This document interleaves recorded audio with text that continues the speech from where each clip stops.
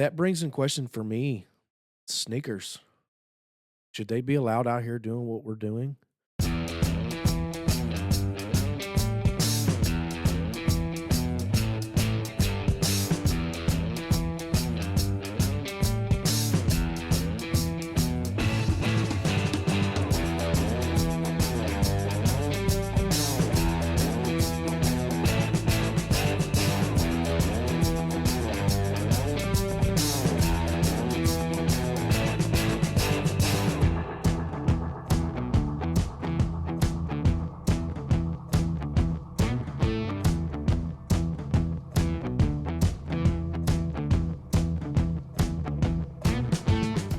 I mean, Yeah, brother, obviously, we I'm were- going we- to defend the sneaker, and my only defense would, I mean, I agree with you.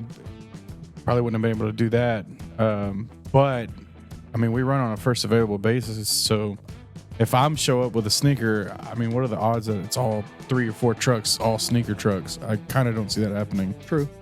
So I mean, I think it at least merits a question.